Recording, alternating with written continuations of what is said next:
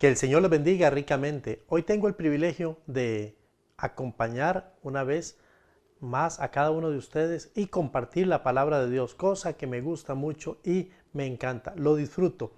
Durante todos estos días hemos estado conversando sobre un profeta, el profeta Joel, y hemos estado hablando bastante del contenido de estos 3 capítulos, solamente 3. Quisiera hoy decirles que vamos a concluir. Vamos a hablar del capítulo 3 y Dios nos va a dar la oportunidad de poder llegar a un final, por lo menos un final como el Señor quiere. Yo no sé si al final de este mensaje usted se sienta tan animado como yo me he sentido durante todos estos días, pero creo que el Señor nos permite crecer y aparte de crecer, también nos permite tomar conciencia, no solamente de estos días, sino de los días postreros. ¿Qué le parece si me acompaña en una palabra de oración? Quiero orar por usted para que Dios prepare su corazón. De verdad, quiero que Dios prepare su corazón. Yo estaré tratando de hilar un poquito desde el capítulo 1 hasta el capítulo 3. Obviamente no voy a ir repasando todo lo que dijimos en estos jueves anteriormente, pero le recuerdo, son solamente 3 capítulos. Si usted no ha tenido la oportunidad de leerlos, yo quiero animarle, léalos. Una sola sentada bastará y usted podrá disfrutar de lo que vamos a compartir en esta noche. Déjeme bendecirle. Bendito Dios y Padre Celestial, Señor, sé que delante de nosotros habrá una cantidad de personas que fielmente se han conectado para escuchar y para crecer en tu palabra. Normalmente cuando hablamos de temas teológicos, hay palabras que son técnicas y que se escapan del conocimiento de algunos. Este tema es un tema, además de ser teológico, es profético. Y yo quisiera que me des la mayor de la sencillez para poder llegar hasta cada corazón. Las personas que nos estén acompañando, que nos vean, hemos sabido que nos ven no solamente hermanos de nuestra congregación, sino de otras congregaciones amadas y amigos nuestros. Para ellos, Señor, prepara sus corazones y que lejos de darle más importancia al instrumento, puedan captar el mensaje que tú tienes en esta noche, quizá la última noche en que podamos hablar sobre Joel y luego tengamos otros temas. Pero hoy te pido que te glorifiques, Señor, y que nos dé la oportunidad de concluir una temática tan interesante, tan hermosa. Oro dándote la honra y la gloria a ti, en el poder del Espíritu Santo y en el nombre de Cristo Jesús. Amén y amén. Amados, es un privilegio notable el poder traerles a ustedes esta palabra, una palabra de la que muchos han enseñado a través de las diferentes fuentes, y a mí Dios me ha dado el privilegio de poder tomar estos 3 capítulos y intentar hacer un estudio que pueda edificar su vida, que pueda llevarle a una reflexión interesante y también a cambios de actitud en estos días tan complejos. Si usted desea, yo voy a dar un poquito de sentido a los capítulos anteriores, como suelo hacerlo, pero hoy vamos a estar hablando de la gran batalla final. Es de lo que voy a hablar. El primer estudio tuvo que ver con un evento sin precedentes. Luego hablamos de Dios está haciendo cosas. Luego hablamos en otro tema, en el capítulo 2, y dijimos, lo que viene puede ser peor. Bueno, ahora tenemos la bendición de estar hablando de este tema, sin obviar el tema anterior que fue el derramamiento del Espíritu. Hoy quiero hablar acerca de la gran batalla final. Ok, si estamos hablando de una gran batalla final, estamos hablando de guerra, estamos hablando de un contexto que tal vez en el que muchos de nosotros no nos sentimos tan cómodos o no tenemos mucha autoridad porque no hemos sido países que han estado en guerra, que entendemos estos términos tal vez militares como, disculpen, otras personas sí los conocen muy bien. Creo que de todas maneras vamos a poder entender desde la perspectiva de la palabra del Señor. La gran batalla final nos indica que ha habido una serie de batallas, pero ninguna tiene las características de esta batalla. Quisiera remitirme muy rápidamente a los capítulos anteriores. Recuerda lo que significa Joel, disculpen, el Señor es Dios. Y bueno, eso lo estuvimos enseñando desde el principio Dentro de las cosas que dijimos fue que Joel es un libro muy pequeño, quizá es el más pequeño, perdón, es uno de los más pequeños del Antiguo Testamento. El más pequeño realmente es Abdías, que solamente tiene un capítulo. Pero Joel, con 3 capítulos, nos ha dado suficiente material para empaparnos del tema de la profecía. El tema que nos compete es un tema vigente, es un tema actual y, ¿por qué no? Es un tema que usted y que yo necesitamos como concientizar mientras podemos poner las barbas en remojo. Dios está hablándole a su pueblo, Dios le está hablando a su iglesia, Dios le está hablando a las familias, amado y amada, déjeme decirle, Dios le está hablando a usted. Yo deseo que el Señor me dé la oportunidad de ser lo menos técnico posible. Yo no quiero pensar en tecnicismo, no quiero que usted después diga muy interesante, pero no entendí nada. Yo más bien quiero que usted pueda sumarse juntamente con su servidor y poder hacer este recorrido y además ganar mucha experiencia acerca de lo que ya alguien profetizó y lo hizo con un carácter de precisión.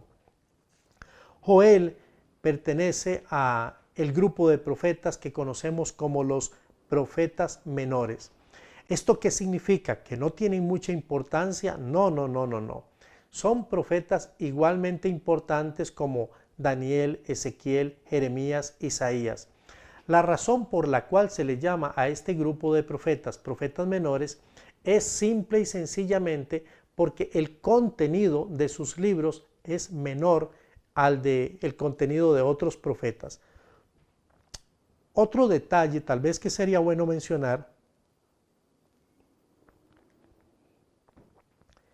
es que en el libro de Joel usted no va a encontrar mención o referencia a algún rey, como sí lo hace Oseas y luego lo hace Amós también y otros profetas también. Otra cosa que no vamos a encontrar en Joel es la denuncia a un pecado particular. O sea, no vamos a encontrar a Joel diciendo tienen que arrepentirse por el pecado de, como sí lo hizo el profeta Oseas. Recuerden que recordamos para ustedes o refrescamos para algunos que el profeta Oseas le dice al pueblo categóricamente, ustedes tienen que arrepentirse del pecado de la idolatría. Ustedes han bajado a Dios y han subido cualquier cantidad de cosas o de personajes y han sustituido el lugar de Dios. Ese pecado se llama un pecado de idolatría.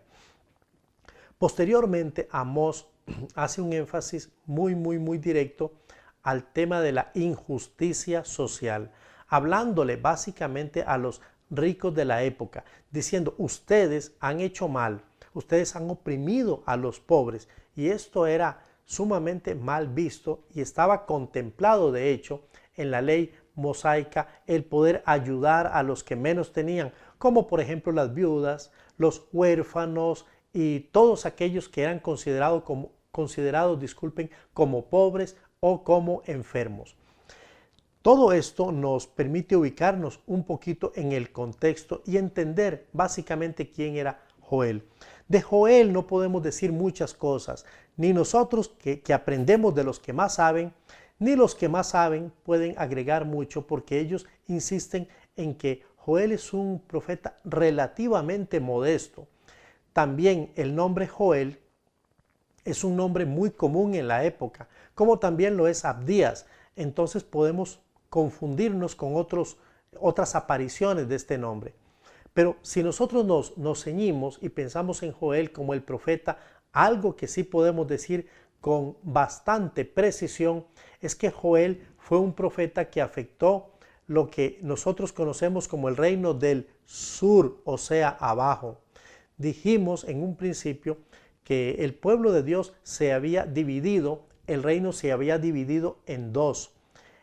Un grupo de tribus que fueron 10 se fueron con Jeroboam a la parte norte, mientras que en el sur se quedó Roboam. Entonces, Roboam en el sur, Jeroboam en el norte. Al norte se le conoce como el reino de Israel o reino del norte.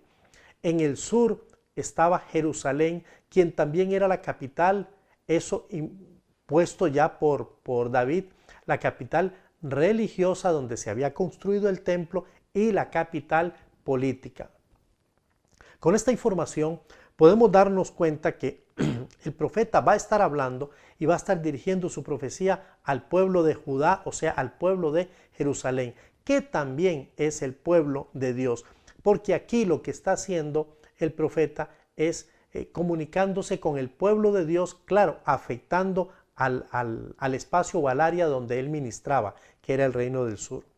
En los 2 capítulos anteriores, el profeta se va a permitir describirnos uno de los eventos más trascendentes. Quiero ir muy despacio porque ya hoy vamos a concluir este hermoso libro y aunque sea despacio, quiero ser muy enfático para recordarle lo que pasó en el capítulo 1.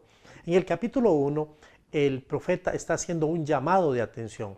El llamado de atención es simple, llana y sencillamente al arrepentimiento. Pero tenemos que entender primero arrepentimiento de qué y arrepentimiento por qué. Y también lo que sucede cuando no ha habido arrepentimiento, que eso lo va a remarcar en el capítulo 2. Capítulo 1, el profeta está diciendo, ustedes tienen que ver lo que ha sucedido. Este evento ha sido un evento que marcó la historia de mi pueblo, marcó la historia de nuestro país. Nuestro país no volvió a ser el mismo después de este evento. ¿Cuál fue el evento? El evento fue que vino una plaga de langostas. Y aunque algunos han querido pensar que esa plaga de langostas no fue sino un ejército poderoso, nosotros coincidimos más en aquellos que opinan que sí fue literalmente una plaga de langostas. Las langostas son un insecto que se manifiesta en 4 etapas mencionadas por el profeta: la oruga, el saltón, el revoltón y la langosta. Eso yo creo que ha quedado bastante claro para las personas que han escuchado ya estos mensajes. Entonces, lo que vino a hacer la langosta fue a devastar por completo al pueblo. ¿Cómo lo devastó? Bueno, consumiendo todo lo verde. Comenzó con el trigo, continuó con las vides, las higueras y también el aceite. O sea, prácticamente acabó con la agricultura de Israel, con la agricultura del pueblo de Judá. Al no haber alimentos, iban a ser afectadas 2 áreas. Primero, la vida. Si no hay alimentos, no hay vida. Pero lo segundo que fue afectado fue la relación que tenía el pueblo con Dios. Porque por ser Israel un pueblo monoteísta y ser Dios su Dios, ellos tenían una relación en donde los sacerdotes tenían que estar en constante intercesión por el pueblo. Esa era la función de los sacerdotes, estar intercediendo por el pueblo. ¿Qué sucedió aquí? Al acabarse todo, al devastarse todo, y algunos creen que después de la plaga de las langostas, el mismo sol, la intensidad de las temperaturas hizo que todo lo seco, lo poco que quedaba lo seco, fuese incendiado por estas temperaturas y entonces el fuego terminó de devastar. Eso afectó la identidad de Israel, porque recuerden que la higuera y la vid están representando tanto la paz como la prosperidad de Israel y fueron consumidas. La identidad del pueblo fue afectada. Esto es tremendo porque podemos experimentar situaciones difíciles en la vida, pero cuando ya apelan y atentan a quién es usted, y en un momento dado ya yo no sé ni siquiera quién soy yo, o sea, estoy prácticamente en el suelo. Esto trajo como consecuencia que el profeta hiciera la denuncia, y todo esto era consecuencia de algo, se llama pecado. El pecado del pueblo, aunque no es mencionado por Joel, de alguna manera está queriendo decir: no me interesa especular ni generar morbo sobre un pecado específico. Simplemente piensen, pueblo de Dios, han pecado y eso ha traído consecuentemente juicio. Déjeme detenerme un momentito aquí. Déjeme decirle que el pecado siempre traerá juicio. El pecado va a traer consecuencias y dentro de esas consecuencias está el juicio de Dios. Dios no puede dejar pasar por alto su pecado o mi pecado, el pecado de nuestra familia o el pecado de una nación. No lo va a hacer. Por eso Dios ha creado mecanismos para que nosotros podamos ser redimidos, perdonados, justificados, salvados. Y el pueblo de Israel no es la excepción.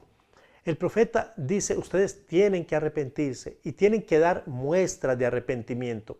Tienen que poner no solamente cara de dolor, cara de tristeza y cara de sufrimiento.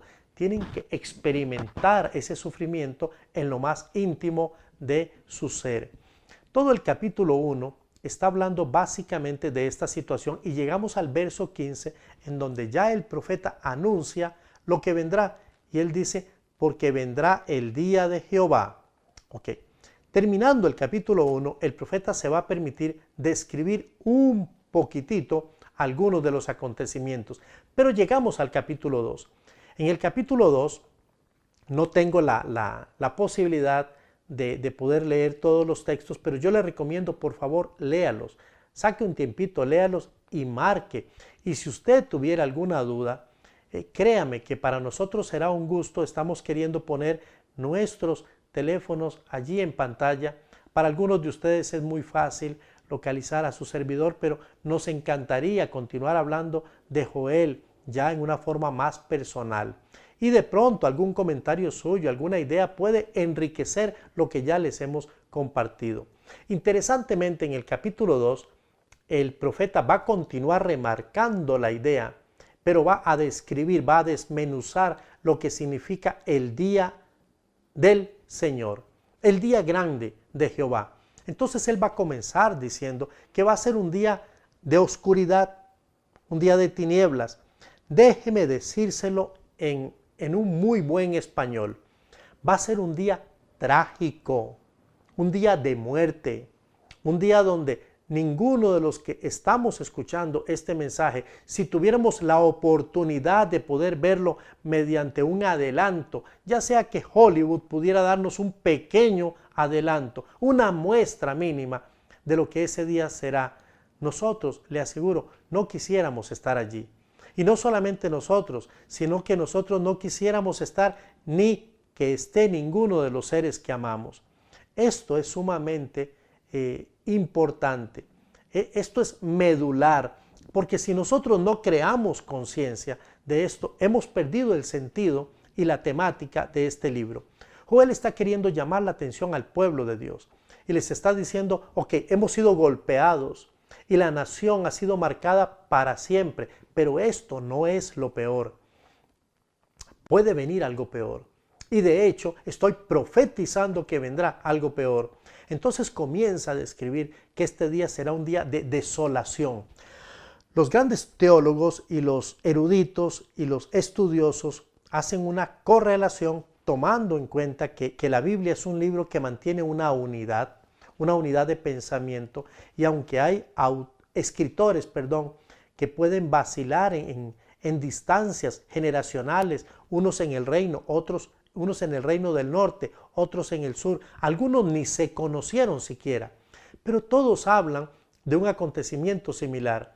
Están hablando del día grande del Señor, del día terrible, están hablando del día de Jehová. Y Joel no es la excepción, y Joel está siendo bastante descriptivo. Ese día para los grandes teólogos es cuando va a comenzar la gran tribulación. ¿Ha escuchado usted hablar de la gran tribulación? No estoy refiriéndome a las tribulaciones de la vida. Durante todos estos días, lo que nos rodea y los cambios que han habido para el mundo definitivamente generan, o por lo menos nos anuncian o nos ilustran este tema de la tribulación. Pero la Biblia está hablando de una gran tribulación, y tanto Oseas como Amós, Abdías y otros profetas, incluyendo también al evangelista Juan, cuando escriben Apocalipsis, hacen una correlación y parece que todos apuntan al mismo lugar. Cuando el Señor venga por segunda vez, y algunos estamos convencidos de que esto está a la vuelta de la esquina, muy cerca, muy cerca. Y Joel dijo, porque cercano está el día del Señor. Hablar de la profecía de Joel 2800 años atrás y escuchar a Joel diciendo, cerca está el día de Jehová. Que pasen 800 años, muchos no vivieron. 1800, 2800, obviamente, muchos de ellos son pasado. Pero usted y yo estamos aquí. Y hoy le puedo decir que esta profecía está mucho más cerca de cumplirse de lo que usted y yo nos imaginamos. Fechas, ok. ¿Quiere usted que le dé fechas de acontecimientos, cuándo van a suceder? No las tengo. Y yo creo que nadie las tiene, porque Jesús dijo en el libro de Hechos, iniciando bajo la redacción del doctor Lucas, el día y la hora nadie la sabe. Lo que es un hecho es que el Señor regresará y regresará por segunda vez. Bueno, Joel está hablando de esto. Joel está hablando de la segunda venida de Jesús. Y cuando Jesús venga por segunda vez, ya no vendrá como aquel corderito, como aquel niño inocente que va a nacer en un pesebre y con las condiciones que hemos visto y hemos, conocido. Él vendrá como el gran guerrero y vendrá con un ejército. Ese ejército está descrito en el libro de Joel capítulo 2. Es un ejército tremendo. Y cuando decimos tremendo, es un ejército disciplinado, poderoso. Un ejército que militarmente hablando no tiene comparación. Es un ejército que da miedo. Pensamos que es un ejército celestial. Ahora, la gran pregunta es, ¿qué va a pasar con Israel? Y de pronto usted está pensando también, ¿y qué va a pasar con nosotros? Aquí hay juegos muy interesantes. En Efesios nosotros podemos darnos cuenta que Pablo está queriendo mezclar, unir, consolidar dos ideas, dos pueblos. Estamos hablando de los gentiles y de los judíos. Y dice la Biblia que el Señor hizo un solo pueblo. Los que entendemos esta acción de parte de Dios en Cristo Jesús, entendemos que hay una bendición para el pueblo de Israel y para nosotros que hemos sido agregados, hemos sido insertados como parte del pueblo. Ok, la pregunta interesante es, entre el pueblo de Israel y la iglesia, esta profecía, ¿a quién realmente está afectando? Bueno, yo quisiera ser muy honesto con usted. Esta profecía es una profecía que alude al pueblo de Israel, tal cual lo conocemos. Sin embargo, tiene una tremenda implicación y aplicación a la iglesia del Señor, la iglesia tal como usted y yo la conocemos. ¿Qué quiero decir? Desde mi perspectiva y la poquita teología que conozco, me identifico mucho con la idea de que la iglesia, para cuando la gran tribulación se manifieste, la iglesia no estará. Esto es un tema obviamente escatológico. No podría enseñarlo como un absoluto. Sin embargo, le puedo decir que hay base bíblica para poderlo sustentar. Los que son pretribulacionistas tienen esta postura. La iglesia no estará en la gran tribulación. Otros creen que la iglesia será arrebatada en la mitad de la gran tribulación. Y otros incluso piensan que será después de la gran tribulación. Bueno, lo sabe usted, yo le dije mi criterio, pero lo más importante aquí es que la gran tribulación vendrá. Y la gran tribulación es un hecho profético, es un hecho real, es un hecho dicho por el mismo Dios desde la boca de nuestro Dios. Y cuando esta gran tribulación inicie, esta profecía se va a cumplir. Y dice la Biblia que vendrá un ejército contra Israel, porque también Dios tiene un juicio pendiente contra su pueblo. Recuerde que Israel fue el pueblo que Dios escogió para poder dar a conocer el mensaje de salvación a los demás pueblos. Si usted lee el libro de Jueces, se dará cuenta cómo cíclicamente el pueblo de Israel, y eso, aunque usted no lo lea, lo va a entender muy fácilmente. Cíclicamente el pueblo pecó. ¿Por qué el pueblo pecó? Porque estaba en su naturaleza. Y se parece mucho a la iglesia del Señor. La iglesia del Señor ha pecado cíclicamente y estamos en la misma situación. Quiero avanzar y decirle que en el capítulo 2 el profeta hace un énfasis fuerte, fuerte al arrepentimiento. Y nos dice en el capítulo 2, verso 12, por tanto, convertíos a Dios. O sea, dense una vuelta, media vuelta. Denle en la espalda al pecado y al mundo y miren hacia donde está Dios. Rasgad vuestro corazón y no vuestros vestidos. O sea, que el arrepentimiento no sea un arrepentimiento superficial en toda su manifestación. No, que sea auténtico, que sea sincero. Y esto tiene que ver con los esposos, tiene que ver con las esposas, tiene que ver con los hijos, tiene que ver con la iglesia, tiene que ver con la juventud, tiene que ver con toda esta cantidad de pecados que están consumiendo a la iglesia del Señor. El egoísmo, la pornografía, el chisme, la vagancia, la pereza, la indolencia, la falta de visión. Y entonces el Señor le dice al pueblo, a través del profeta Joel, convertíos, vuélvanse a mí. Yo soy un Dios de oportunidades. Es muy posible que no solamente los escuche, sino que cambie el rumbo y les dé una otra oportunidad. En fin, el capítulo 2 continúa diciendo el compromiso de Dios. Él se compromete a restaurar la tierra, a sanar la tierra, a volver a restablecer esa relación que se había quebrantado entre Dios y el pueblo a través de las ofrendas, a través del sacerdocio. Y llegamos al capítulo 2, verso 28. Y después de esto, derramaré de mi espíritu sobre toda carne.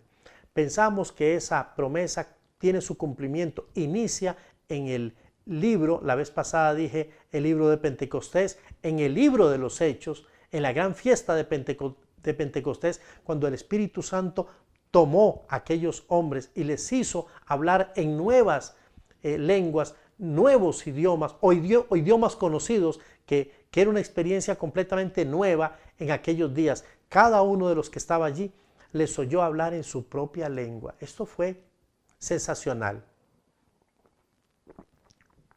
A partir de ese momento, el Espíritu Santo acompaña a la iglesia, y la iglesia que se está fundamentando, consolidando a partir del libro de los Hechos, ya es una iglesia que cuenta con el Espíritu Santo como su sello personal y particular. Y hasta los últimos días, entonces el Espíritu Santo será derramado, ahí sí me uno al pensamiento de algunos hermanos, sobre toda carne, y habrá un avivamiento como nunca lo ha habido ni lo habrá. Creo que eso sucederá en el principio de la gran tribulación, y habrán cosas maravillosas definitivamente. Pero recuerde, aquí entramos ya a lo que es el capítulo 3 y donde vamos a terminar, porque en el capítulo 3 básicamente hay dos ideas que son muy básicas. Comenzó el capítulo 3 diciendo: en aquellos días, ¿qué? Bueno, está hablando primero de aquellos días, haciendo referencia a todo lo que ha anunciado en los capítulos anteriores. Tenemos que dejar claro que el profeta Joel ha hecho un fuerte énfasis en la frase el día del Señor. Lo hizo en 1.15, luego lo hace en 2.1 y creo que ya expliqué bastante sobre este tema. Capítulo 3, verso 1, es interesante cómo está representada en diferentes versiones, una idea pero diferente en las versiones por lo menos que consulté. Reina Valera del 60 dice: haré volver la cautividad de Judá y de Jerusalén. Mientras que Dios habla hoy, dice: haré que cambie la suerte. Esto me gustó. Haré que cambie la suerte de Judá y de Jerusalén.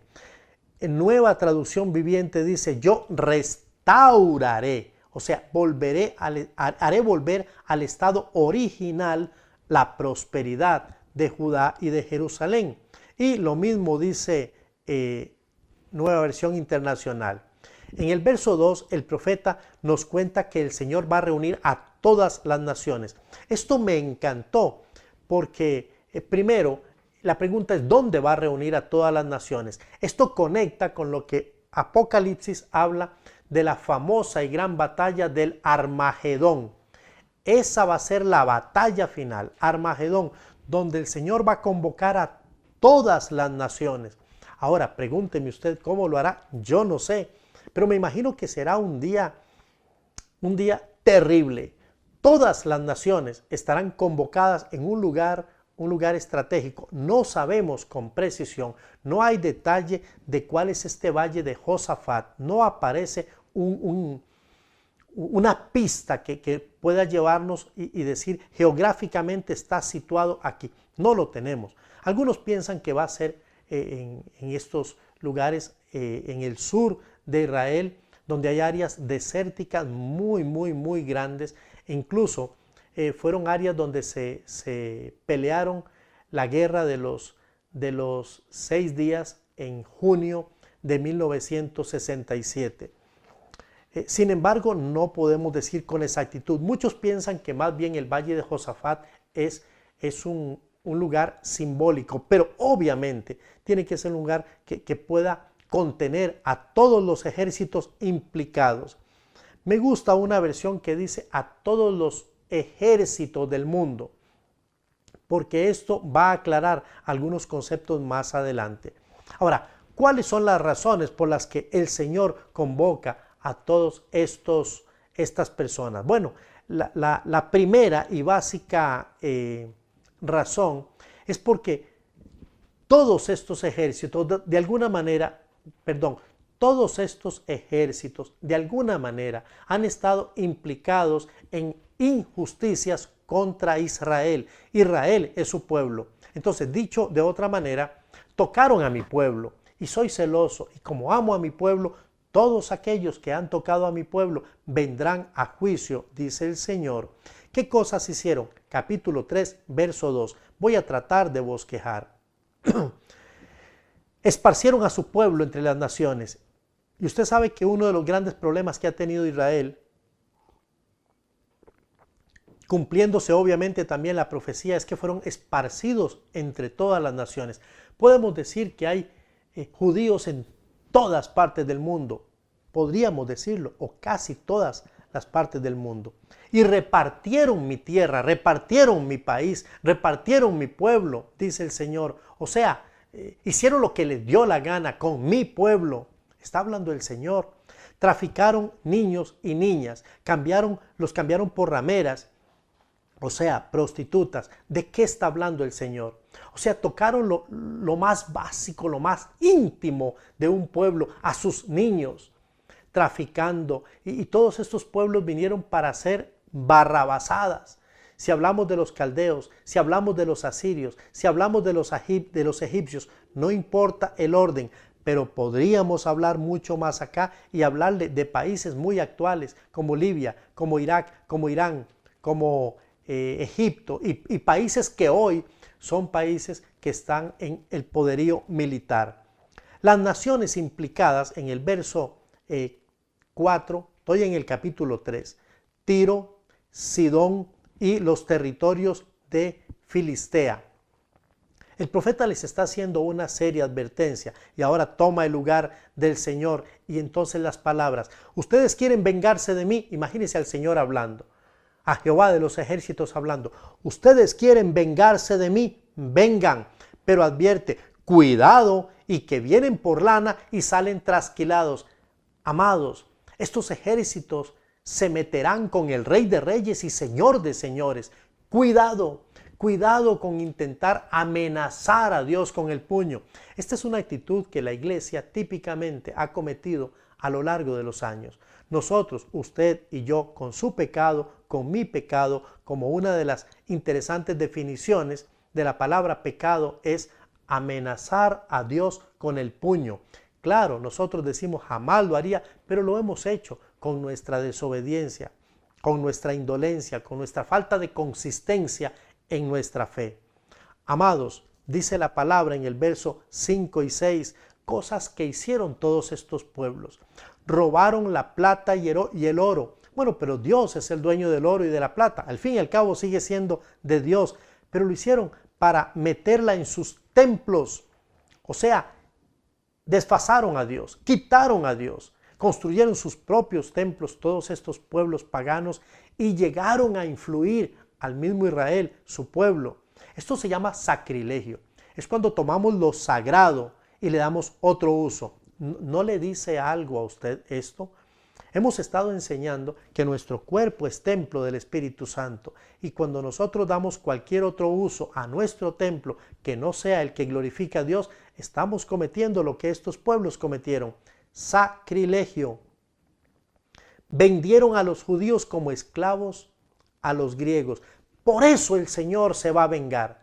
La sumatoria de todos estos conceptos, más poéticos, menos poéticos, todos son reales y tienen su impacto a lo largo de la historia. 7 y 8 del capítulo 3. El profeta habla o nos habla de lo que hará el Señor. Él hará volver a su pueblo a la tierra que Él estableció, una tierra que fluye leche y miel. Él les devolverá la tierra, pero ahora sí, como para que usted me pueda entender un poquito, con papeles, con escritura, legalmente, donde nada ni nadie los podrá sacar de allí. Es Dios hablando. Tal vez nosotros no entendemos el impacto de esta profecía, pero amados, en mayo de 1948, el Estado de Israel fue aprobado por las Naciones Unidas como Estado independiente, con su territorio. Desde allí hasta la fecha, incluyendo este año que mencioné, 1967, donde se gesta una de las últimas guerras más importantes de Israel, ganando Israel de una manera impresionante. Hay que ilustrarse un poquito porque esto es muy rico. Después de eso, Israel no ha logrado tener lo que anhela, e incluso lo ha negociado con países a quienes les quitó una gran cantidad de terreno, como a Egipto. Paz. Ha entregado tierras por paz. Israel está clamando por paz. Este será el día donde el Señor vendrá y podrá sellar definitivamente esta promesa que le ha hecho y está cerca a cumplirse. Ahora, ¿por qué castigar a estas naciones que hemos mencionado? Y podríamos decir, ¿y las otras naciones? No. Recordemos que en el versículo 2, en 3 versiones, Reina Valera del 60, Dios habla hoy, y Nueva Versión Internacional, el Señor dice: reuniré a todas las naciones, pero Nueva Traducción Viviente, muy atinadamente dice: a todos los ejércitos del mundo. Eso realmente me impresionó. Eso me movió el piso. ¿Sabe de qué estamos hablando? Podríamos estar hablando perfectamente de una tercera guerra mundial. Todos los ejércitos del mundo. Y otro argumento es que si pensamos en Babilonia, Babilonia tuvo autorización. Los caldeos, no sé si ustedes recuerdan en algún momento que hemos enseñado, o que alguien le haya ilustrado, o usted haya leído, cómo los caldeos vinieron con autorización. Habacuc, capítulo 1. Vinieron por autorización del Señor para que pudiesen ejercer juicio sobre Israel, una nación que había vuelto a pecar. Pero hay otras naciones como Tiro, Sidón, Filistea, Egipto y muchas más que sin autorización de Dios para emitir juicio contra su pueblo, vinieron para aniquilar, para repartirse todo lo que podían. Y hasta la fecha hay muchas naciones que tienen sus ojos puestos en Israel por todas las razones políticas, económicas que usted pueda imaginarse. Esto no ha acabado. Todas ellas serán convocadas. ¿Y sabe para qué? Para juicio. Ese será el gran día del juicio de parte de Dios contra todas estas naciones. Los últimos versículos del capítulo 3, del 9 al 21, el Señor les declara la guerra. Literalmente, por primera vez, Dios, con el carácter de Dios y de comandante en jefe, le declara la guerra a todas las naciones que cometieron barbaridades. Usted tiene que leer esos versos. Son muy interesantes. Él va a establecer juicio contra todas las naciones y ahora las llama a la guerra. Les dice, vengan. Esta es una convocatoria indefectible para la guerra. O sea, aunque no quieran, van a venir. Y hay detalles muy interesantes. Porque el Señor lo que les está diciendo es, vengan, y algunos van a decir, no queremos, no, vengan. Esto no es opcional. Vengan y hagan armas. Tomen sus instrumentos, sus herramientas y construyan armas, porque vienen a pelear. Esto es en serio. Jehová está hablando en serio. Dios está hablando en serio. Conviertan lo que sea en armas. Y hay un verso que yo he leído tantas veces y me gusta porque finalmente puedo darle, el Señor puede traer mucha luz. Dice así la palabra, forjad espadas, 3:10, de vuestros asadones, lanzas de vuestras hoces. Dígame si usted no ha usado mal este versículo. Muchas veces lo usé mal. Diga el débil, fuerte soy. Lo hemos usado para cobrar ánimo, pero ¿sabe cuál es el contexto? El contexto aquí es el flojo. Diga, soy valiente, porque vas a tener que pelear. Así que en ese día de la convocatoria, de la batalla final, todos son convocados, no invitados, convocados, obligados a la guerra, sean soldados o no. Esta batalla se dará contra el ejército de Jehová. El ejército de Jehová es incontable, tiene una característica impresionante, capítulo 2, verso 11. Dios le pedirá a todas las naciones que han atentado contra su pueblo sin su autorización que se hagan presentes a la batalla, donde va a emitir juicio, capítulo 3, verso 12. Y lo que es la hoz que se usa para la cosecha, Jehová y su ejército la van a pisotear a todas las naciones. El Señor va a demostrar en esa batalla final quién es Él. Dígame la verdad, ¿le gustaría a usted estar en esa batalla? Piense por un momentito y digamos que usted quiere ser un poco presumido como lo he intentado ser yo. Sí. Digamos que usted es medio valentón y dice, sí, yo quiero estar en esa batalla. Está bien, yo le creo. La pregunta más trascendente es, ¿de qué lado le gustaría estar? ¿Le gustaría estar del lado de los ejércitos del mundo o del lado donde está el Señor con su ejército poderoso? Ya sé la respuesta. El día del Señor está cercano. El pueblo de Dios esperaba gran bendición y lo ha esperado por muchos años. Ha equivocado su enfoque profético, pero ahora los enemigos de Dios, los que vendrían para experimentar el castigo. Y Israel, el pueblo de Dios, la bendición, siempre y cuando se arrepientan de su maldad. Jehová va a librar a su pueblo. Acá está la característica de resultado de lo que hemos dicho de Judá y de las demás naciones. Para Judá, capítulo 3, verso 17, protección de parte de Dios, restauración de su pueblo, exclusividad, y yo seré su Dios, y prosperidad eterna e integral. La tierra que fluye leche y miel, esto es bendición para el pueblo de Dios. Él la dará. Esto es lo que hará el Señor. 3:18. Y para sus enemigos, 3:19, que aquí están dibujados en dos nombres muy sintetizados. Castigo para Egipto y castigo para Edom.